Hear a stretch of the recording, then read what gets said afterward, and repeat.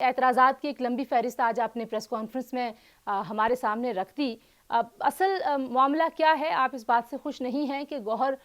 Barrister گوہر جیسے کسی شخص کو چیئرمین بنا دیا گیا پی ٹی آئی کا، کیونکہ ان اپوزڈ الیکشنز ایسے ہی ہوتے ہیں اور بہت ساری اور جماعتوں میں بھی ہوتے ہیں جہاں پہ مقابلہ ہی نہیں ہوگا تو وہاں پہ تو ایسے ہی انتخاب ہوگا۔ تو دراصل آپ کو پرابلم کس چیز سے ہے؟ بسم اللہ الرحمن الرحیم۔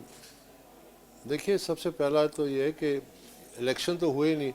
یہ سلیکشن ہوئی ہے، اور سب سے بڑا اعتراض تو یہی ہے کہ پاکستان تحریک انصاف ایک جمہوری ادارہ ہم نے اس کو بنانا تھا۔ انٹرا پارٹی الیکشنز اس لیے نہیں تھے کہ محض ایک ان کے نام پہ ایک ڈھونگ رچایا جائے، اور ورکروں کا جو بنیادی حق ہے، یاد رکھیے کہ آج پاکستان تحریک انصاف کے جو ورکر جو پاکستانی شہری بھی ہیں، ان کی جو بنیادی فنڈامنٹل رائٹس ہیں ان کو ٹرامپل کیا گیا، کیونکہ آئین اجازت دیتا ہے کہ آپ کسی بھی سیاسی جماعت میں ایک اپنا کردار ادا کریں جمہوری طریقے سے، تو وہ ان کو ڈینائی کیا گیا۔ جہاں تک میرا ذاتی تعلق ہے، میں اچانک متحرک نہیں ہوا، میں 8 سال فارم فنڈنگ میں بھی متحرک تھا، لیکن چونکہ یہ انٹرا پارٹی الیکشن ایک بڑا اہم مائل سٹون ہوتا ہے تو اس میں ہم نے بھرپور شرکت کرنی تھی۔ میرے علاوہ بہت سارے اور پاکستان تحریک انصاف کے ورکرز تھے، لیکن جب شرکت کے لیے ہمیں معلومات نہیں ملی تو ہم خود چلتے ہوئے سینٹرل آفس چلے گئے کل شام کو، اور وہاں ہوا یہ کہ وہ سب کچھ ریکارڈڈ ہے کہ ہم نے ان سے 3 مطالبات کیے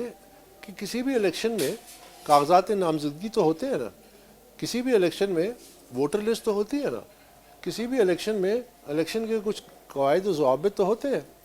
تو یہ جب ہم نے ان سے مانگے تو پی ٹی آئی کے جو نمائندے تھے انہوں نے کہا جی ایسی کوئی چیز موجود ہی نہیں ہے تو ہم آپ سے کیا دیں۔ تو پھر اس کے بعد یہ کہنا کہ جی وہ فلانا الیکٹ ہو گیا ہے بغیر ووٹنگ کے، یعنی یہ واحد دنیا کے الیکشن ہیں جہاں الیکٹرل کالج ہی کوئی نہیں ہے، جہاں ووٹر لسٹ ہی کوئی نہیں ہے، جہاں لوگوں کو ووٹ کرنے کے تمام جو لوگ تھے وہ پہلے سے طے شدہ تھے اور ان کے نام کا اعلان کر دیا۔